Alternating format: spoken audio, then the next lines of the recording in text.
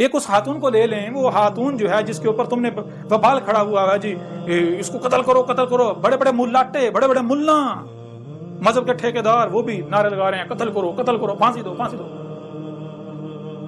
بڑے تم اتنے بڑے فنے، ہاں اتنے تم اہل حق، ایک عورت سے گھبرائے ہوئے ہو؟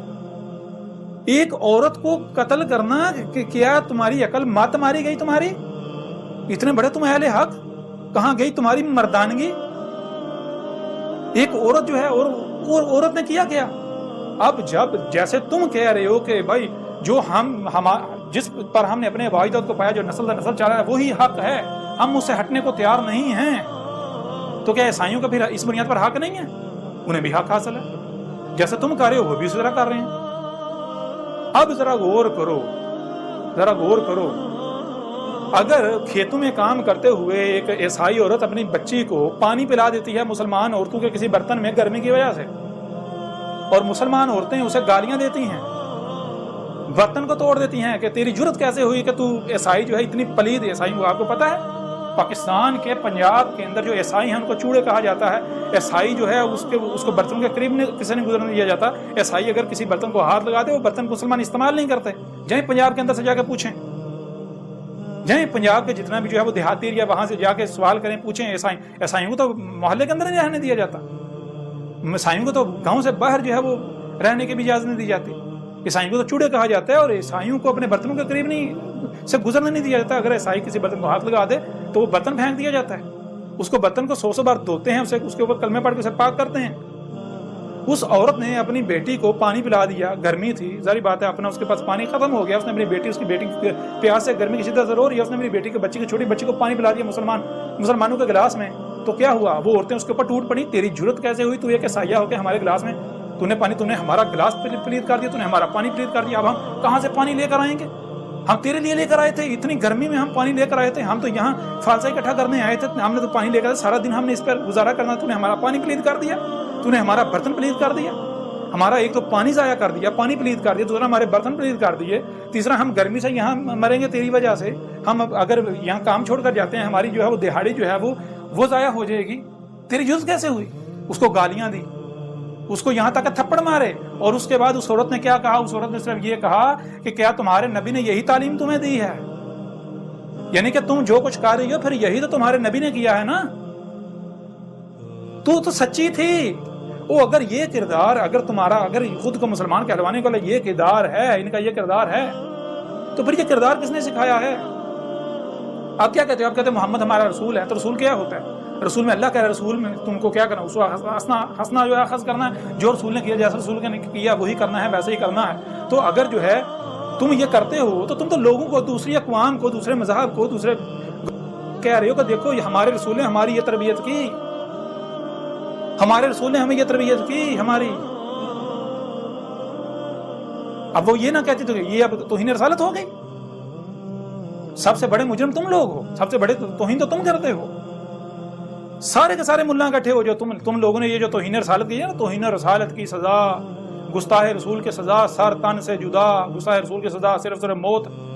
جان لو آج تمہارے سامنے اللہ کا رسول بیٹھا ہوا ہے، تم نہ صرف ہر رسول کی جو ہے ہر زمانے میں تم لوگوں نے اور اسی طرح تمہارے آباء و اجداد نے تحقیر کی، تذلیل کی، گستاخیاں کی، مجرم بنے، بلکہ آج بھی تم یہی کر رہے ہو۔ آج تمہارے سامنے اللہ کا رسول بیٹھا ہوا ہے، آج تم نہیں مان رہے۔ کیا نوح کو مانا گیا تھا؟ اور نوح کی موجودگی میں بھی کوئی نہ نوح کو مانا، لیکن جب عذاب آیا سب مان گئے۔ ہود کی موجودگی میں کوئی نہیں مانا، جب عذاب آیا سب مان گئے۔ صالح کی موجودگی میں کوئی نہیں مانا، جب عذاب آیا سب مان گئے۔ یعنی جب تک زبان سے دعوت دی جاتی رہی کوئی نہیں مانا، نہیں ہم اپنے آباء و اجداد کے پیچھے چلیں گے، آباء و اجداد کے پیچھے چلیں گے، آباء و اجداد کے پیچھے چلیں گے، ہم اس سے نہیں ہٹیں گے، یہ اکیلا سچا۔ اور جب ڈنڈا چلا، ڈنڈا حرکت میں آیا، ہاتھ حرکت میں آیا، جب تک زبان کام کرتی ہے، زبان اپنا کام کرتی ہے، نہیں کوئی نہیں مانتا۔ بہت کام ہے جو تھوڑے ہیں جو مانتے ہیں، لیکن جب ڈنڈا حرکت میں آتا سارے مان جاتے ہیں۔ تو تم ڈنڈے سے سمجھنے والی قوم ہو، مانو گے، تم سارے مانو گے کہ مانے کو سب سے بڑے گستاخ رسول تم ہو۔ آج جو کچھ تم کر رہے ہو، تم نہ صرف محمد کے گستاخ ہو، تم ہر رسول کے گستاخ ہو۔ آج اللہ نے اپنا رسول بھیج دیا، تم اس کے گستاخ ہو، اور تمہاری سزا اللہ نے کیوں تجویز کرنی؟ تم نے خود تجویز کی ہوئی ہے، تم خود یہ سزا تجویز کر کے بیٹھے ہوئے ہو کہ گستاخ رسول کی سزا سرطان سے جدا، گستاخ رسول کی سزا موت ہے، صرف موت ہے۔ تو یہی سزا تمہیں دی جائے گی، پریشان کیوں ہوتے ہو؟ تم نے خود تجویز کی ہے، تو جو گستاخ رسول ہوگا اس کو یہ سزا دی جائے گی. ملے گی کون دے گا؟ اللہ دے گا. دیکھنا پریشانی والی تو بات ہی کوئی نہیں. یہ جو تم کہہ رہے ہو کہ اللہ تیرے اوپر عذاب لائے، اللہ تجھے یہ کرے، اللہ تجھے غرق کرے، یہ کرے وہ کرے، کیوں کہہ رہے ہو؟ اگر میں یہ جو میں دعوت دے رہا ہوں اگر میں یہ دعوت نہ دیتا تو کیا پھر بھی تم یہ کہتے؟ نہیں کہتے. کیوں کہہ رہے؟ تم کہہ رہے ہو یہ کذاب ہے. تم یہ گالیاں مجھے نہیں، کذاب کو دے رہے ہو، یہ الزامات، یہ سارا کچھ کذاب. تو ظاہری بات ہے پھر یہ ان گالیوں کا، ان فتووں کا، ان الزامات کا حقدار کون ہے؟ کذاب ہے نا. ظاہر ہے جو کذاب ہوگا وہ اس کا حقدار ہے، اسے یہ سب ملے گا. یہ جو کچھ کیا جا رہا ہے اسی کھاتے میں جائے گا. اگر تم لوگ خود میں کذاب ہوں تو ظاہر بات ہے میں حقدار ہوں. اگر میں کذاب نہیں ہوں، تم لوگ خود کذاب ہو، تو وہ جو کچھ مجھے کہہ رہے ہو واپس ریورس تمہاری طرف جا رہے ہیں. اور ابھی تمہیں سمجھ نہ آئے کیونکہ نہیں آئے گا نا، نہیں آئے گا. ساری تاریخ تو پہلے قرآن میں لکھی ہوئی ہے، اور ساری جو کچھ آج تم کر رہے ہو عقل کے اندر، تمہیں تو یہ حیران ہونا چاہیے اگر تم یہ کتاب پڑھو. جب تک تم کتاب پڑھتے ہو تمہیں پتہ چل جائے گا کہ جو کچھ تم نے کیا، جو کچھ تم کر رہے ہو، ابھی کر رہے ہو، یہ پہلے سے اس میں، یہ جو کتاب اہل کتاب اس میں لکھ دیا گیا پوری تفصیل کے ساتھ. آج جو تم کر رہے ہو میرے ساتھ، اس میں سارا لکھا ہوا ہے. جب میں سامنے آؤں گا کیا ہوگا، یہ ہوگا، یہ ہوگا، ایسے ایسے ایسے، آگے جو ہونا ہے وہ بھی لکھا ہوا ہے. نہ ہوا تو پھر کہنا یہ کذاب ہے. آج میدان میں. بہرحال مزید اب اگلی نشست میں بات کریں گے. اب تک کے لیے اتنا ہی کافی ہے. اگر آپ حق کے طلبگار ہیں تو ٹھنڈے دماغ سے سوچئے.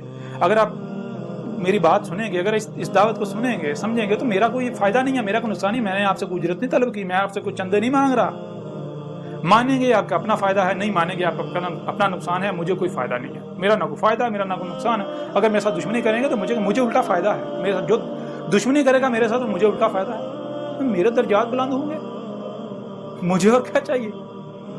میں تو اس میں بھی لکھا ہوا ہے اس میں کہ اگر میرے ساتھ دشمنی کی جاتی ہے، میں تو چاہتا ہوں میرے ساتھ دشمنی کی جائے. کیوں؟ میرے ساتھ دشمنی کی جاتی ہے، جتنی دشمنی کی جائے گی میں اتنے درجات بلند ہوں گا، میں اتنا رفع ہوں گا، اوپر سے اوپر. کرو، کھل کے کرو، عیاشی کرو، لیکن گالیاں دے سکتے ہو، الزامات لگا سکتے ہو، کتوں کی طرح بھونک سکتے ہو. اہل حق ثابت نہیں ہو سکتے، دلائل سے غلط ثابت نہیں کر سکتے. کوئی دنیا کی طاقت مجھے جو ہے وہ کذاب ثابت نہیں کر سکتی، میرا رد نہیں کر سکتی. اگر کسی میں ہمت ہے تو میدان کھلا ہے، سامنے آ جائے.